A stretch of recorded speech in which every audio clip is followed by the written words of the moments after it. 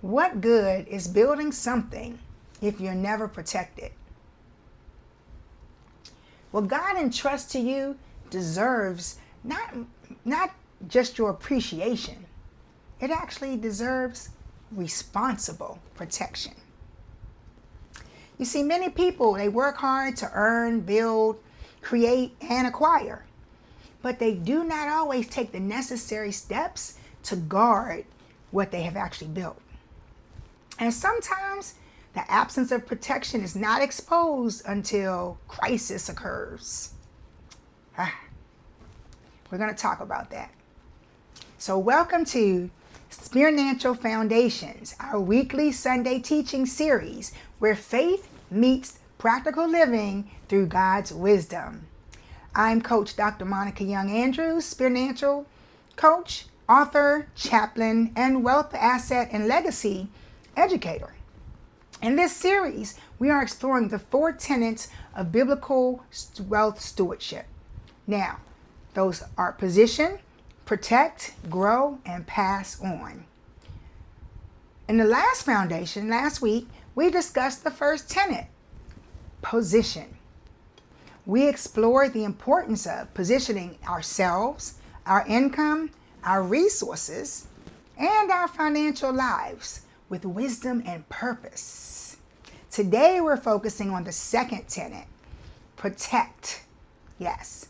Now, when I say protect, I'm not talking about living in fear. Definitely not talking about living in fear. I am not talking about expecting disasters to come. And I'm not suggesting that we can prevent every hardship, loss, illness, or unexpected event. Biblical protection means faithfully guarding and preparing for and properly caring for what God has placed in our hands. It means refusing to be careless with our spiritual lives, our minds, our bodies, our relationships, our income, our businesses, our assets, and even our legacies. You see, protection is not fear. Protection is stewardship. Psalms 24:1 reminds us that the earth is Adonai's and everything in it. So God is the owner. We are the stewards. That means that the question is not simply what do I own? I think the better question is, what has God entrusted to my care? And once we recognize that something has been entrusted to us, responsibility follows. Stewardship includes how we use it, how we grow it, how we share it, and how we protect it. The first thing we must protect is our spiritual alignment. Proverbs 4 verse 23 tells us to guard our hearts diligently because the heart flows from the issues of life. Now, what enters your heart can influence your thoughts. Your thoughts can influence your emotions. Your emotions can influence your decisions. And your decisions can affect every other area of your life. So protect your relationship with God. Protect your prayer life. Protect the truth that you allow to shape your beliefs. Protect your obedience. Protect your peace from constant confusion, comparison, and distraction.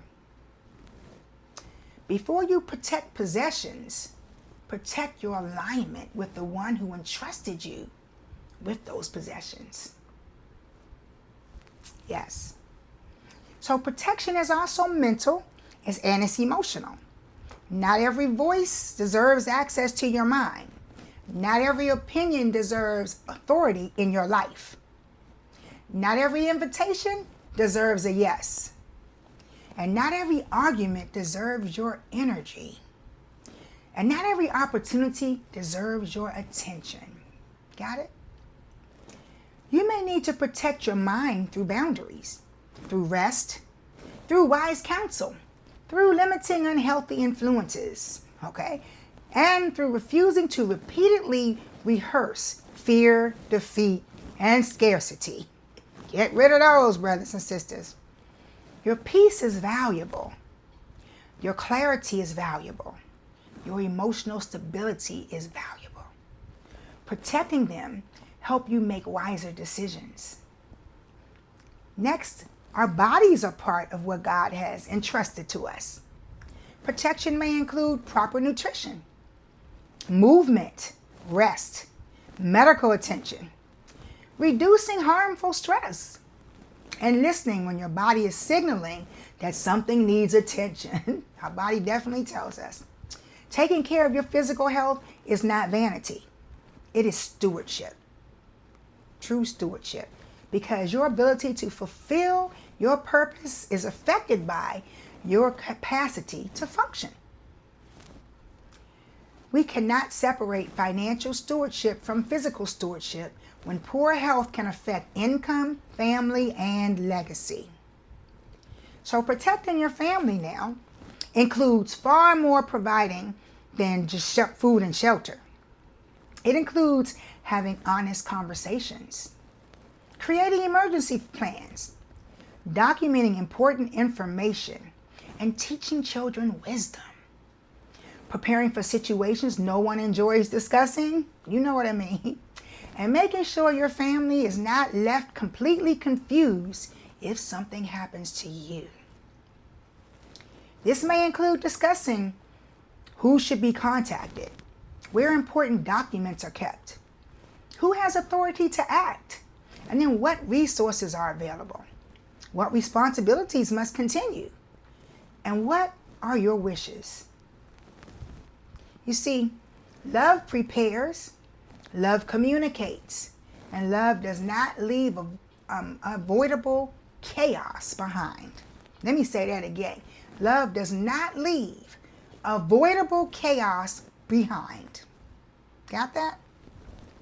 Your income is one of the resources God may use to provide for your household, support your purpose, and bless others. So ask, what would happen if my income stopped temporarily? How many months could my household continue? Do I depend entirely on one source? Have I built any reserve? Am I developing additional skills or income producing capacity? Is your money going out and making friends and bringing them back to you? You see, protecting income may include building emergency savings, reducing unnecessary obligations, developing more than one stream of income, maintaining employable or marketable skills, protecting your ability to work, planning for disability or interruption. Income should not only be earned, it should be positioned and protected. Income should be positioned and protected, not only earned. Hope you got that one. Now, for entrepreneurs, business protection is essential, truly essential.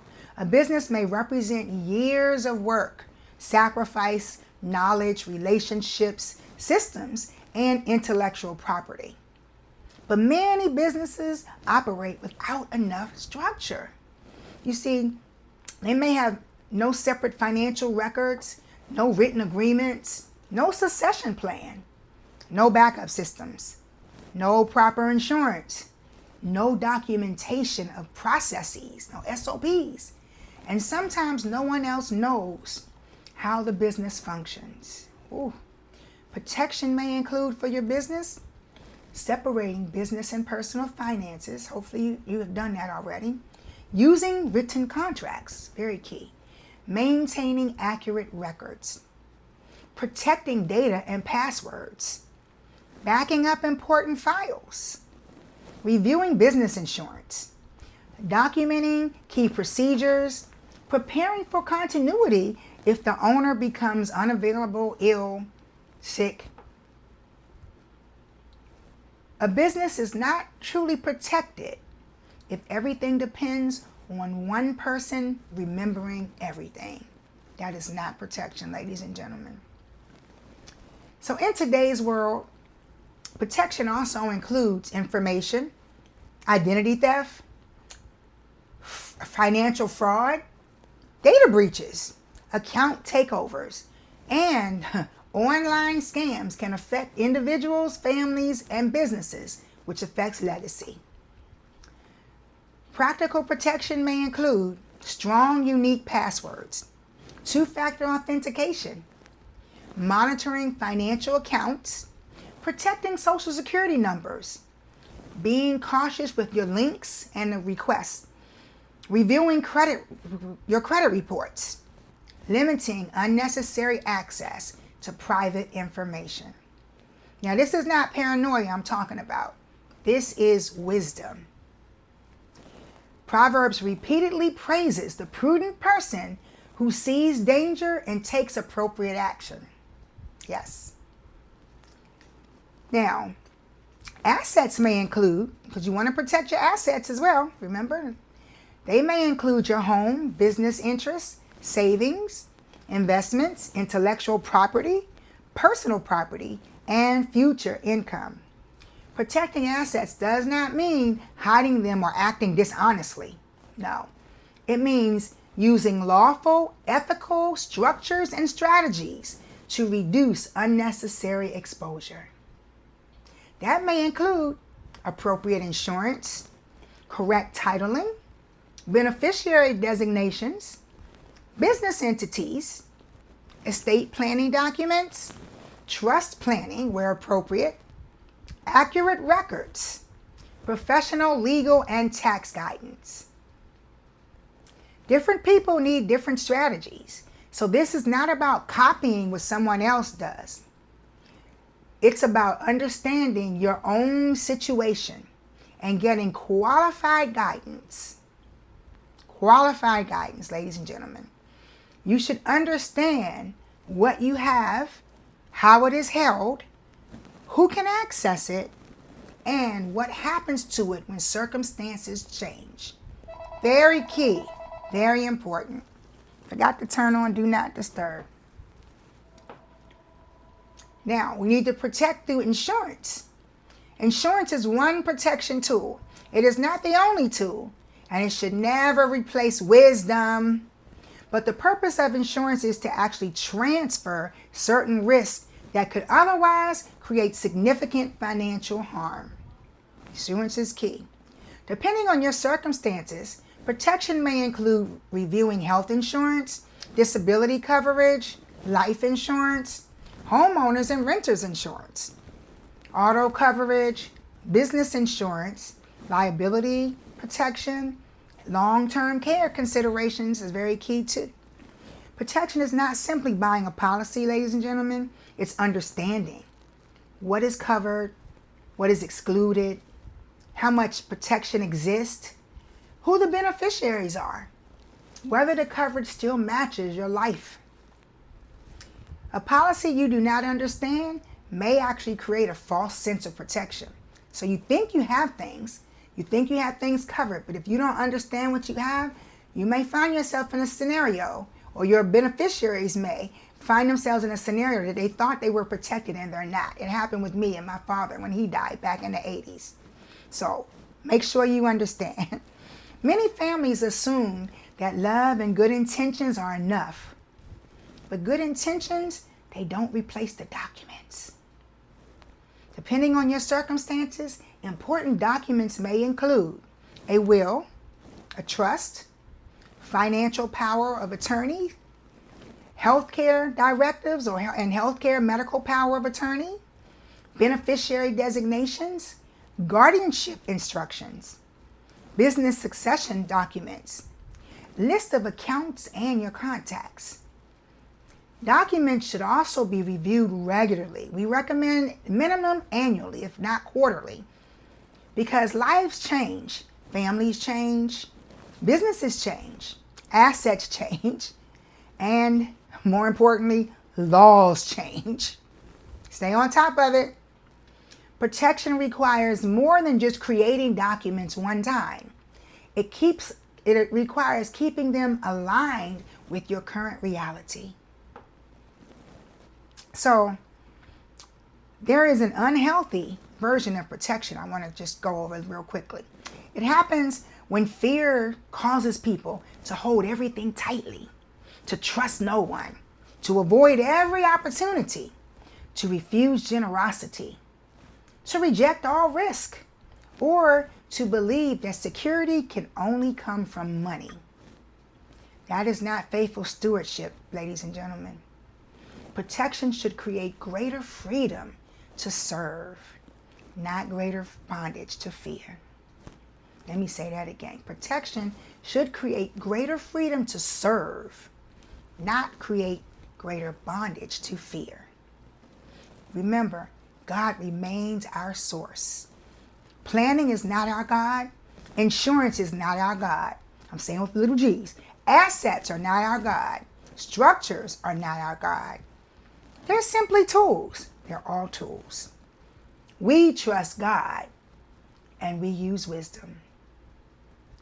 We trust God and we use wisdom. That's a bar right there, as the young folks say. Some people believe preparation shows a lack of faith. But throughout Scripture, faith and preparation appear together many, many times. Noah trusted God and he built that ark.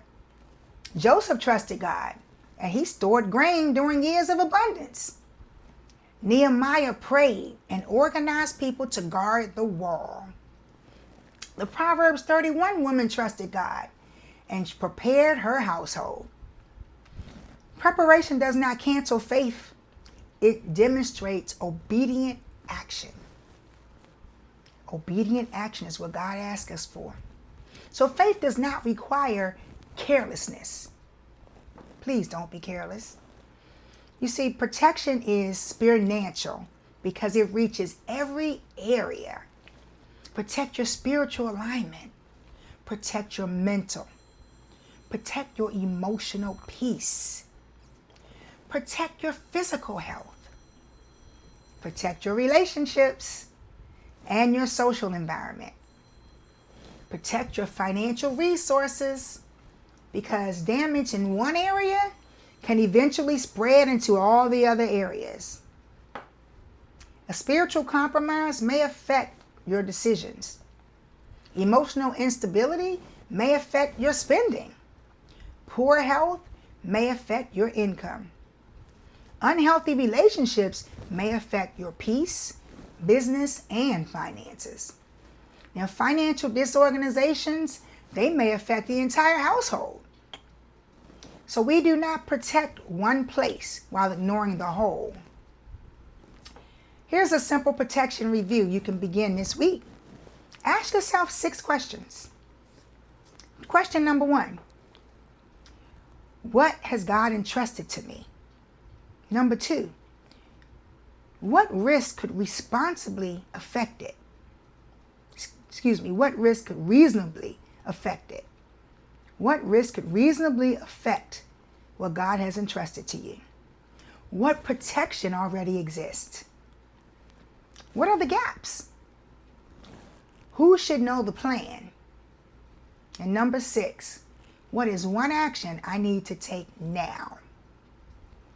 Your first action may be making a phone call, reviewing a beneficiary, locating a document, starting an emergency fund, changing a password even, scheduling an appointment, discussing a plan with your spouse or family, or asking a qualified professional for guidance. Do not wait for a crisis to begin thinking. Please don't wait. So today, here's your Spirnancial Foundation reflection question. What has God entrusted to you that is valuable but currently unprotected? Again, what has God entrusted to you that is valuable but currently unprotected? Protection begins when awareness becomes action. So, in the next Spirnancial Foundation, we will explore the 3rd tenet of biblical wealth stewardship. That is, grow. Because after we properly position and then we wisely protect what God has entrusted to us, stewardship also calls us to develop and multiply it.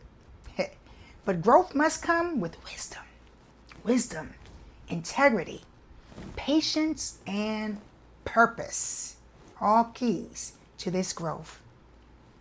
So, ladies and gentlemen, if this teaching encouraged you, please like this video, subscribe to the Divine Order Network, and share it with someone who you think may benefit from this. We're really talking about protecting what God has entrusted to us. And we want other people to be aware of these things that we don't think of until things happen. So remember the 4 tenets of biblical wealth stewardship: position, protect, grow, pass on. Position it wisely, protect it faithfully, grow it purposefully, and pass it on intentionally. Got that? Until next time, nothing happens by accident. All things are working together for you in divine order.